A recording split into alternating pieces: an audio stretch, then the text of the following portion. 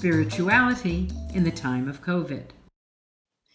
And hosting this will be Dr. Eva Ritvo, a psychiatrist based in Miami, Florida, and author of Be Kinder, The Transformative Power of Kindness.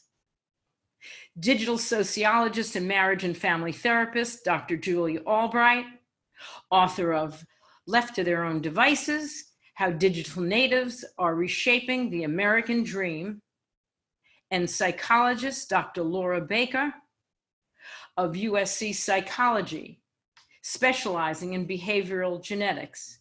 And she is also a certified Iyengar yoga teacher.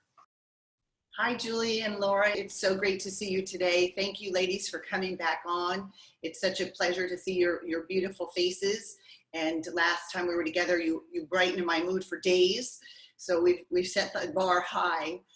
Today we have a different topic, different for me, more usual for the two of you, but I really appreciate it.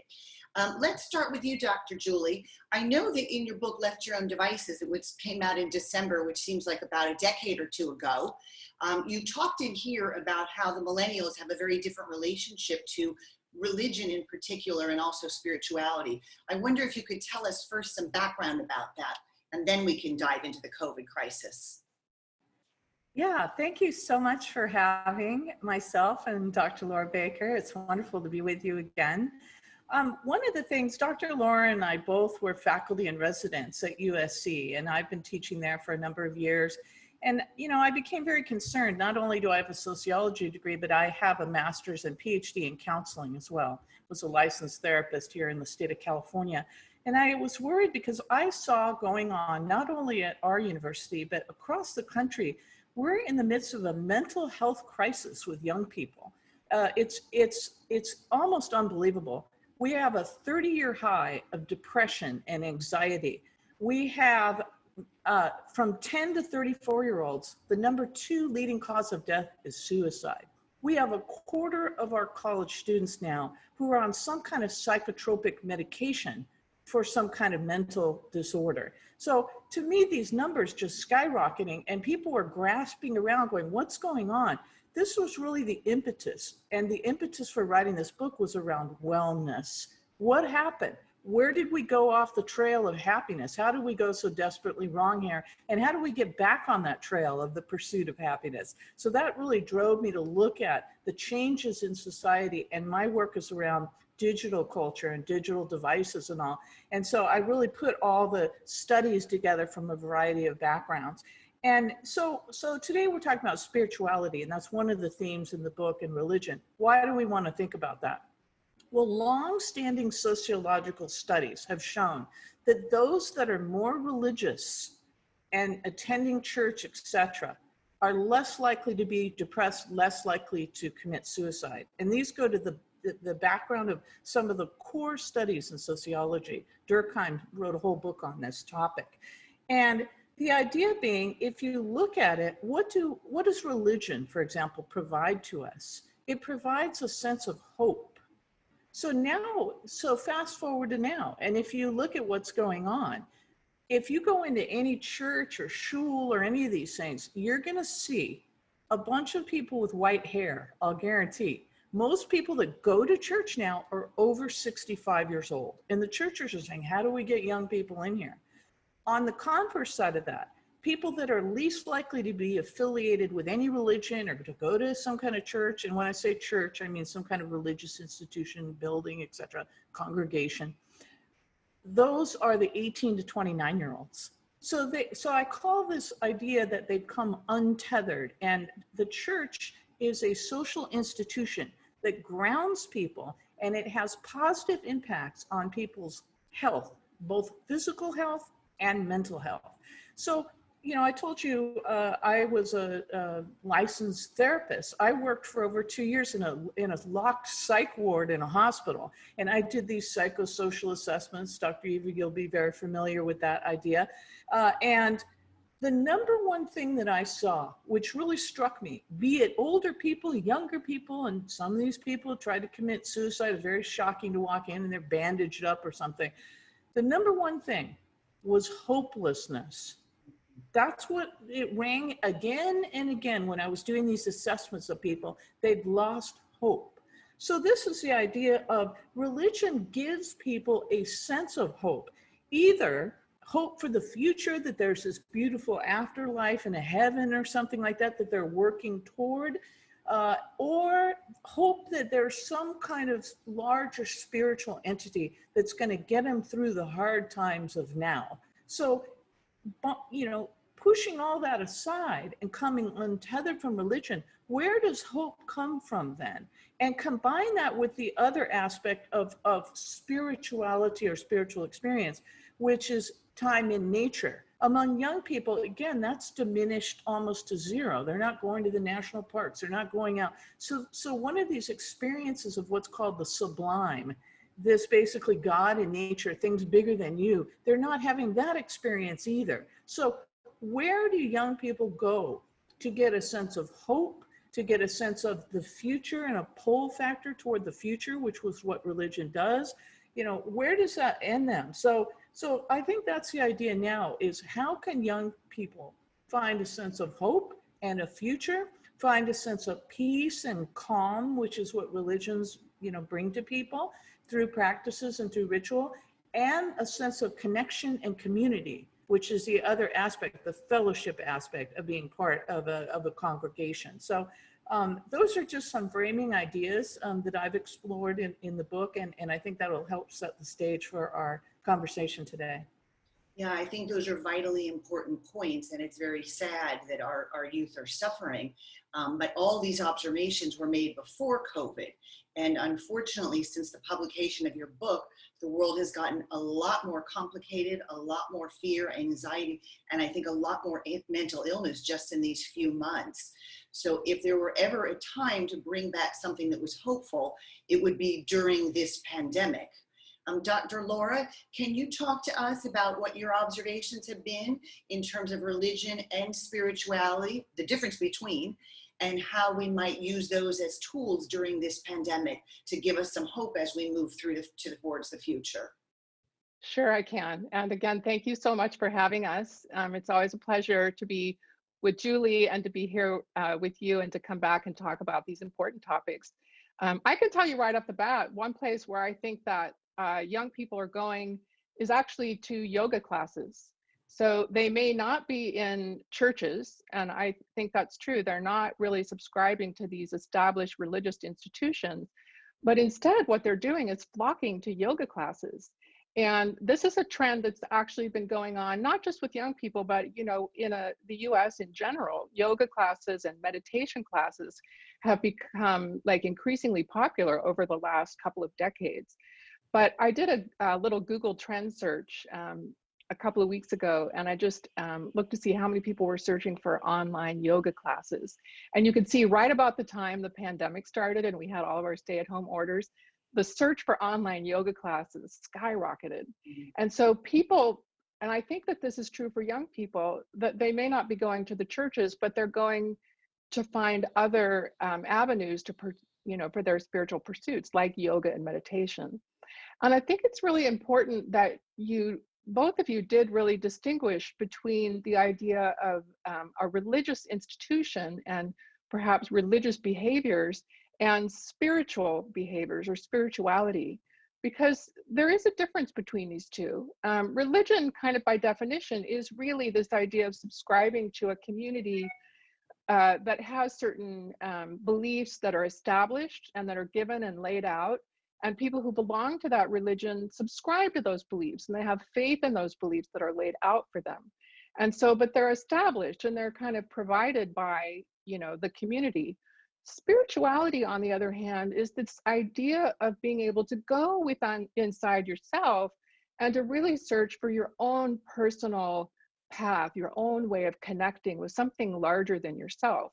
So when a lot of times you'll hear people say, I'm spiritual, but not religious. And so there's this distinction between, I don't belong to any organized religion, but I'm a very spiritual person.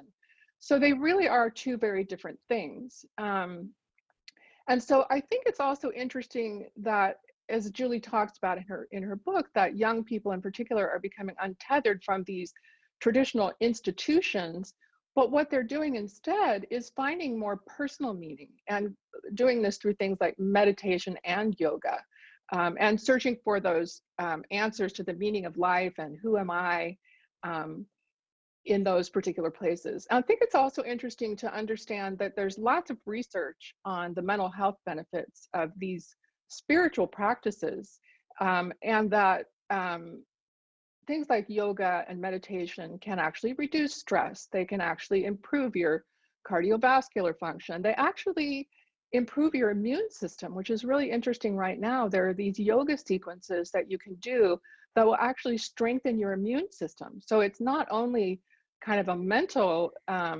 practice, but it is also a physical benefit that you get from being able to do these practices. So I like that distinction between spirituality and religion. And I think people are turning more to spirituality. And they're not in the churches, but I'll tell you what, they're in the yoga classes that I've been going to. So as they become untethered, they're leaving behind traditional models, but they're finding another model that's more of an inward focused model that they can self-adapt.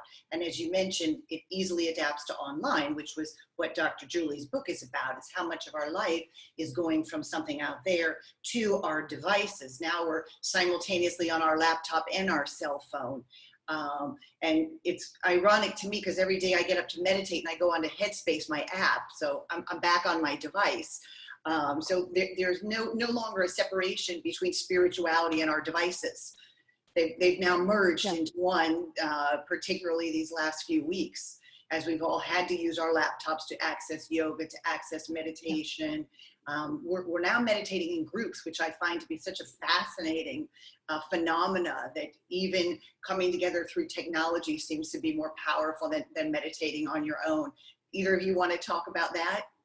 Yeah, I would love to mention a couple of things about that. I think it's a great observation that, you know, Julie talks about the technology kind of leading us to become untethered, but it's actually that technology that is helping us to remain tethered to our communities, because with the, you know, with our apps and with our computers, we're able to go in and take online yoga classes and actually be able to be part of a community and get instruction and have a teacher, you know, give you feedback, and you're able to go on and meditate with thousands of people. I've seen all kinds of events where there's like 10,000 people all together meditating and considering their own spiritual path together.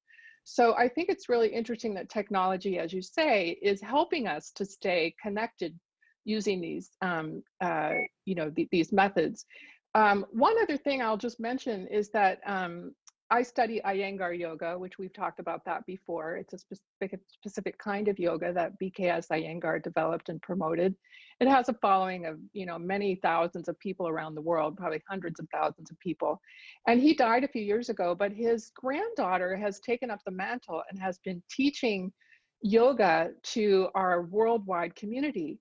And she recently, a couple of weeks ago, came on and taught to 1,300 yoga practitioners in the US for 1 week. So every day at 6 a.m., I got up and I had this phenomenal class with this world-class teacher, the granddaughter of this guru.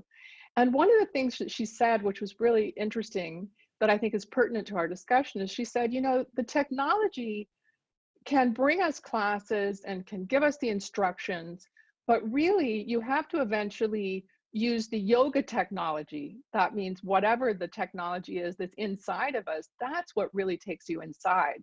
So you can go superficially and hear the instructions and go online, but eventually you got to go home and do this yourself, and you got to go inside with just you and take it on. So it's interesting that she talked about yoga technology being the answer. That's very beautiful to think of those different steps as people progress in your spirituality. As you learn more, you need fewer tools from the outside, and you can end up being very satisfied with your own path and your own course. So that offers some hope, doesn't it? I think the idea today is to try to bring hope to some of our listeners who might be feeling the distress of this time and wondering if some spirituality or religion can offer them hope during this time. I know, Julie, you said that you observed these patients without hope, that we certainly know that science tells us that hope really does make the big difference. And having a bright outlook for the future does scientifically been shown to alter our health. That's right. And I think you're kind of talking about optimism there. I love Dr. Laura's remarks about yoga, and I think she made a really key observation, which is that there is a difference, I think, between, and part of what I'm talking about coming untethered is, you alone in a room. And Dr. Laura and I have had multiple conversations about this, where for a lot of young people, this sort of separation via COVID and isolation is sort of business as usual. So, the point being, we still need to sort of reconnect, and all of us are experiencing stress because we're untethering. So I think Dr. Laura's observation and our conversations around that there's a difference between watching the yoga on a screen and being part of a live class with a teacher, and you're part of a community. So I would say, something like that, if you can be part of a community somehow and reach out during this time, very important. And I think second of all, if you think about a church, so we think about now, how do we sort of reinvent ourselves?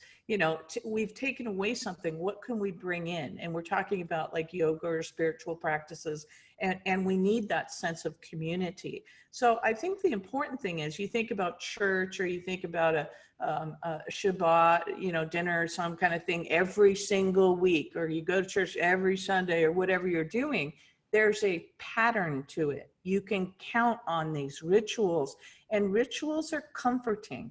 So that, it's a couple days away and I'm going to go, I used to enjoy the church, the music and the singing, and I'm going to hear that beautiful music in a couple of days, and it's calming and it starts your week off like that. So I think the point being is, establishing a new habit and continuing on with that habit is important now, that you're going to do these yoga classes, or you're going to do this meditation on a regular basis. I've been experimenting with having a bullet journal and a habit tracker, and Dr. Laura laughed at me because I said yoga right at the top there, but I'm marking off my little dots of doing that. So the idea of, how can we use these sorts of tools to establish the rhythm and the pace in life, so that we can know that's coming and we've got our class tomorrow or tonight or whatever it is. And that's soothing and comforting. Hey, I'm going to see all those familiar faces. I'm going to see my teacher. I'm going to see my counselor, whatever that person might be. And my community, having a regular cadence is important, I think. Well, we know our brains love patterns because that saves energy. And so they want to default to patterns. And that's why it was so difficult when our whole world shut down overnight and we didn't know what to do with ourselves. And if you can remember back to the first couple of weeks of this pandemic, it was really disorienting. And you remember how tired you were? It was just, everything was exhausting because your brain didn't know what to expect at any moment. So I think now we're 2.5 months into this, and I know I've established patterns. 5 o'clock, I'm out there walking. And if it rains, it really throws my whole day, because our brains do feel much better when there's a pattern and a routine. So I think what you're talking about, both of you ladies, is there's so many different benefits to religion and spirituality. It's the patterns, it's the familiarity, the comfort, the hope. But I think at the bottom of all of it is connection. And right now, as we disconnected, it's so vitally important to connect in whatever way we can. And Dr. Laura, you said so beautifully our last session, you have to connect first with yourself. You have to go inside. You have to try to decrease your own anxiety, your own fear, find your own place of happiness, and then come out of that. And now, Julie, we all have to use technology. Before you were just talking about the millennials, but now we're all down to this. So your book just expanded its audience. And now we all have to use technology to connect, because that's really our greatest tool at this moment. And it will be interesting to see how things unfold as our social restrictions lighten up a little bit.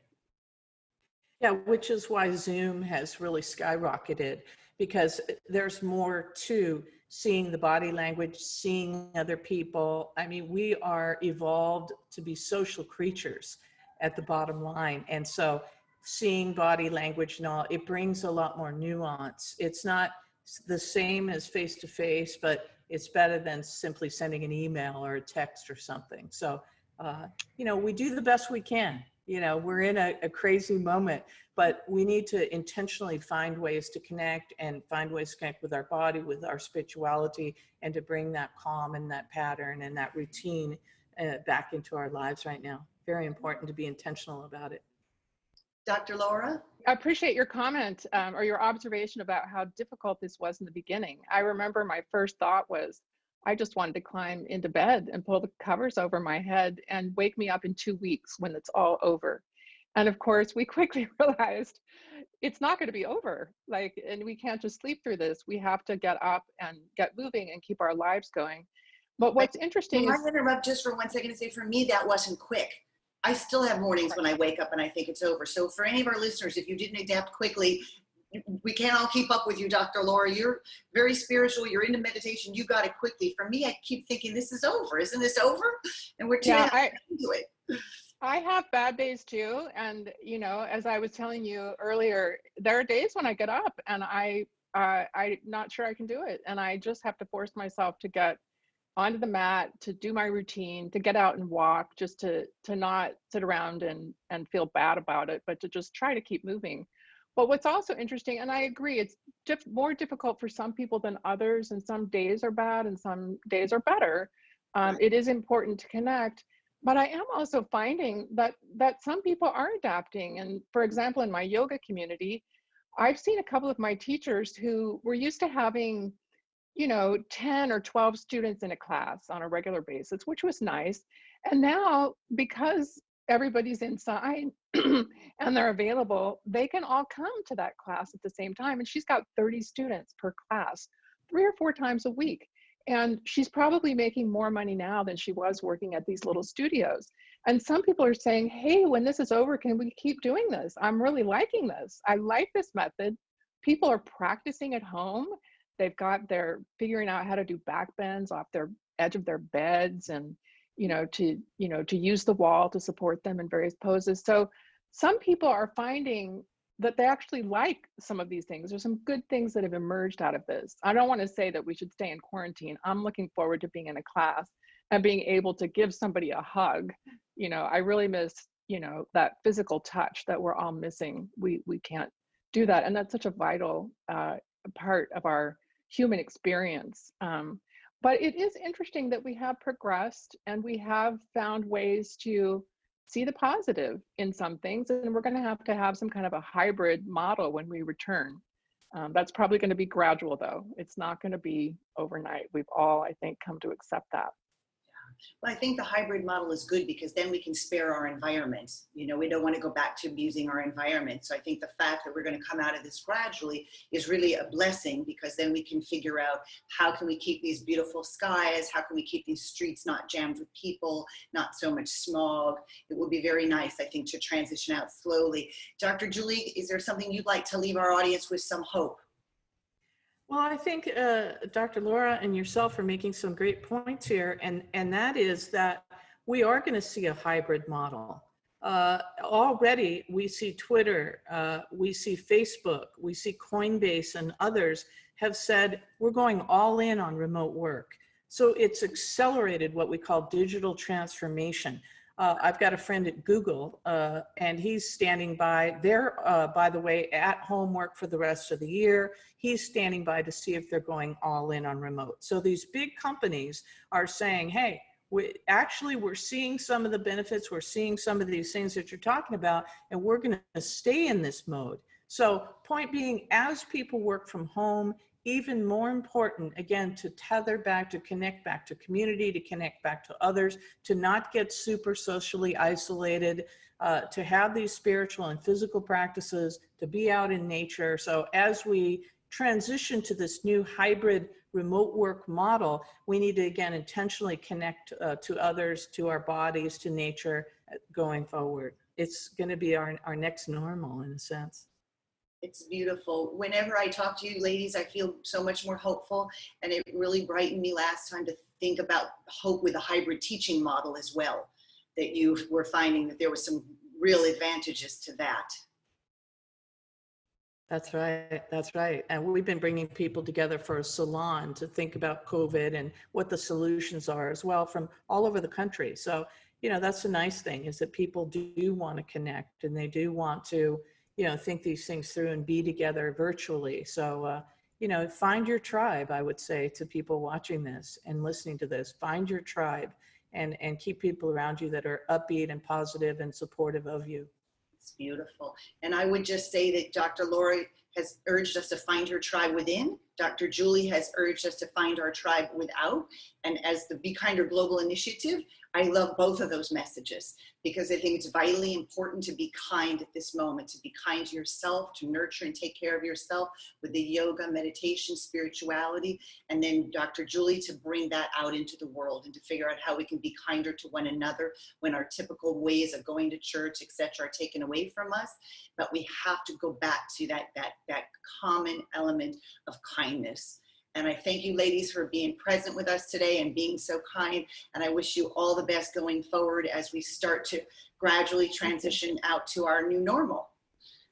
Thank you. Thank you so much for having us. Thank you so much. It's such a pleasure to be here.